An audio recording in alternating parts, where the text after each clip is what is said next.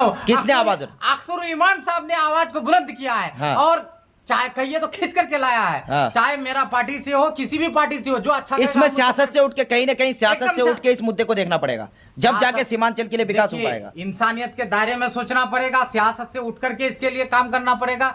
RCD department हो, पथ निर्माण विभाग हो, पुल निर्माण विभाग हो, बिहार सरकार हो, उन लोगों को भी आकर के देखना चाहिए यहाँ की स्थिति और यहाँ का हालात की। ये पुल दे करके उन लोगों ने कितना बड़ा काम किया है। देखिए, मैंने अख्तरुल ईमान से यही सवाल किया था, आपने देखा होगा वीडियो, हमने डंडे की चोट पे सवाल की थी कि जिस तरह से सीमांचल के अंदर कहीं ना कहीं सियासत होने की वजह से हम लोगों के बहुत सारे काम पड़े हुए हैं। सब नेता ये चाहते हैं कि हमारे क्रेडिट हमको मिले और हम यहाँ पे नेतागिरी करें। हमारा कहने का मतलब है नेतागिरी अपनी जगह है, लेकिन कहीं पर भी इस तरह के बड़े मुद्दे की जहां पर बात है, मैं चाहता हूं कि डॉक्टर जावेद हो या मास्टर मुजाहिद हो, चाहे वो अख्तरुल ईमान हो, चाहे महलका सहल का नेता हो, चाहे वो चुटपुटिया नेता हो, सबको सहयोग करके कहीं ना कहीं इस काम को अंजाम तक पहुंचाने का काम करना चाहिए। अब दूसरी बात ये रही, सुनिए, सबसे पहली बात, सीमांचल का सबसे बड़ा आज का मुद्दा मैं समझता हूं कि सबसे बड़ा मुद्दा पर खाड़ी पुल को लेकर कहीं ना कहीं खाड़ी पुल को राम मंदिर की तरह एक मुद्दा बना के नहीं रख दिया है, इलेक्शन का मुद्दा बना करके रखा है। सब रुकिए, आपसे एक सवाल है, एक सवाल है, सुनिए।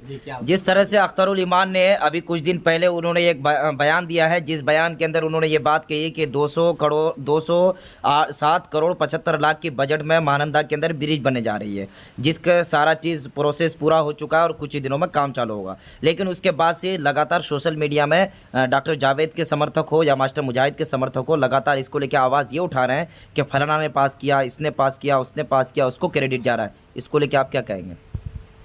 आप मीडिया वाले जो हैं, सबसे पहले मैं आपका शुक्रगुजार हूँ। मैं इधर से आ रहा था, आपने रोका मुझे, ठीक है? जी। ये सवाल आपने हमसे पूछा जी। कहने का मतलब मेरा ये है कि इसका सीधा सरह सबसे पहले आरसीडी डिपार्टमेंट को जाता है, ठीक? जिस डिपार्टमेंट से ये योजना सैंक्शन होता है उसको जाता है। लेकिन आज से बहुतों साल पहले, जब से हम लोग सुन रहे हैं कि इसका जो है कि सारे छोटे नेता, बड़े नेता, मझल के नेता, सहल के नेता, सब नेता लिख करके फालतू का पेपर बना के हमने यहाँ किया, हमने वहां आवेदन दिया, हमने ऐसा कर दिया, हमने वैसा कर दिया। भाई, जो अच्छा कर रहा है, जो अपने इलाके का सीमांचल के लिए जो अच्छा कर रहा है, जिसके मुंह में बोली हो, जो आवाज को उठाता है, हमने रिकॉर्ड देखा है। और आरसीडी डिपार्टमेंट, इस विभाग का जो मंत्री है, उन्होंने कहा है कि श्री फलना के वजह से, मैं नाम थोड़ा सा इससे लेता हूँ, क्योंकि देखिए, जो अच्छा कर रहा है उसके लिए तारीफ होनी चाहिए, बिल्कुल। और जो गलत कर रहा है उसका मुखालिफत सबको करना चाहिए, बिल्कुल होना चाहिए। ये क्या बात है भाई, उसने ऐसा कर दिया, उसने किसी ने कुछ नहीं किया। सुनिए ना, आवाज जिसने उठाया है, मैं नाम लेने से कतराऊंगा नहीं, मैं खुल के नाम लेने वाला बंदा हूँ। किसने आवाज? अख्तर ईमान साहब ने आवाज को बुलंद किया है। और चाहे कहिए तो खींच करके लाया है। चाहे मेरा पार्टी से हो, किसी भी पार्टी से हो, जो अच्छा इसमें सियासत से उठ के कहीं ना कहीं सियासत से उठ के इस मुद्दे को देखना पड़ेगा, जब जाके सीमांचल के लिए विकास हो पाएगा। इंसानियत के दायरे में सोचना पड़ेगा, सियासत से उठ करके इसके लिए काम करना पड़ेगा। आरसीडी डिपार्टमेंट हो, पथ निर्माण विभाग हो, पुल निर्माण विभाग हो, बिहार सरकार हो, उन लोगों को भी आकर के देखना चाहिए यहाँ की स्थिति और यहाँ का हालात की। ये पुल दे करके उन लोगों ने कितना बड़ा काम किया है। सीमांचल के लिए चौमुखी विकास का काम होगा। और ये पुल के निर्माण से बैसा प्रखंड, अमोर बैसा के लोगों के लिए एक जो है सुनहरा मौका आ गया। उन लोगों के लिए फॉरेन ट्रिप जैसा ये सफर रहेगा।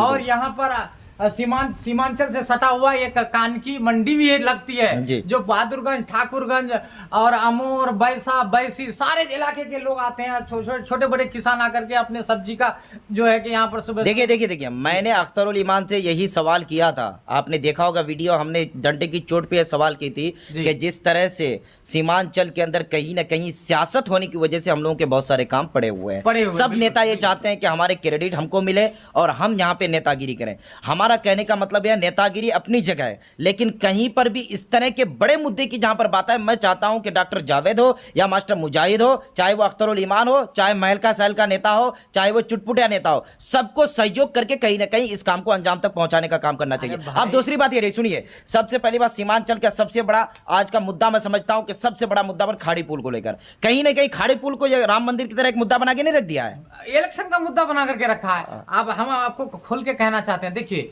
ये 2-3 ऐसे लोग हैं जो बुद्धिजीवी भी हैं, जी। लेकिन एक दूसरे पर टिप्पणी करने के लिए नेतागिरी करते हैं। हाँ, तो अरे बिल्कुल, नेतागिरी बिल्कुल। कीजिए, काम को आगे बढ़ा करके नेतागिरी कीजिए ना। कि अभी हम ऐसे सुनिए अख्तर अली धमकी की चोट पे कहिए भाई, मर्द की तरह कहिए, खाली नाम हो जाने से काम नहीं होता है। तो सुनिए ना, अख्तर उल इमान ने जिस तरह से आवाज उठाई है, जी। मैं किसी का पक्षपाती नहीं करता हूँ, जो करता है उसका नाम होना चाहिए, इसमें कोई दौरा नहीं। अख्तर उल इमान ने आवाज उठाई है, ठीक, तो अख्तर उल इमान को लेकर आपकी क्या राय है? सुनिए पत्रकार साहब, अख्तर उल इमान ने आवाज उठाया, आरसीटी डिपार्टमेंट के हमारे मंत्री पथ निर्माण विभाग के श्री तेजस्वी यादव ने उसके आवाज को सराखों पे लिया, क्योंकि बात मुद्दे की थी और जरूरत का चीज है, इसीलिए उन्होंने श्री तेजस्वी यादव आरजेडी के जो प्रमुख उप मुख्यमंत्री अभी जो है, मुख्यमंत्री अभी प्रेजेंट में, उन्होंने इस चीज को देखा और गौर किया, और हमारे एमएलए लोग भी प्रस्ताव रखे थे। लेकिन श्री अख्तर उल इमान को मैं थैंक यू कहूंगा, धन्यवाद कहूंगा, शुक्रगुजार करूंगा पूरे अवाम के तरफ से कि उन्होंने इस काम में लगा रहा,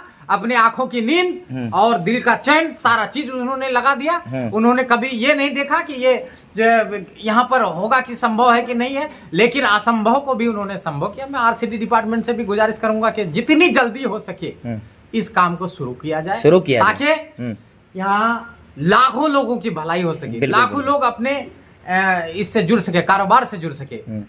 कहीं ना कहीं सीमांचल अभी जहाँ की सुनिए जो पुल की बात अभी चल रही है, ये पुल अगर बन जाती है, ये पुल अगर बनकर तैयार हो जाता है, कहीं ना कहीं सबसे बड़ी बात यह है कि अगर कोई रिश्तेदार, हमारे खुद अपने रिश्तेदार, हमारे ननहाल उसी पर है, क्या कहते हैं, अमोर प्रखंड में पड़ता है, लेकिन मेरा कहने का मतलब यह है, अगर सैलाब का दिन होता है, जिस वक्त चारों तरफ पानी भरा हुआ रहता है, कोई रिश्तेदार अगर इंतकाल कर जाता है, उसको मिट्टी देने के लिए हम लोग को जाने के लिए सोचना पड़ता है। एक बात देखिए, मैं ये कहूंगा, फोन का जमाना है, फोन में तो बात कर लेते हैं जी, लेकिन कोई मर जाए तो मिट्टी देने के लिए, बेटा अगर बाहर से किसी तरह से फ्लाइट से बागडोगरा आया, बागडोगरा से ट्रांसपोर्टिंग के जरिए किशनगंज आया, किशनगंज से घाट तक तो पहुंच जाता है, लेकिन घाट से माँ का जनाजे तक पहुंचने में उसको दुश्वारी होती है, दिक्कतों का सामना करना पड़ता है। दिल्ली से आने में इतनी दुश्वारी नहीं होती जितनी दुश्वारी यहाँ से वहाँ जाने में होती है, कानकी से उस पार जाने में जितनी दिक्कत होती है। अब एक हो गया आपका मोजाबारी घाट, वहां से 50-55 किलोमीटर दूर है डमरा घाट, इस दरमियान में कोई पुल नहीं है।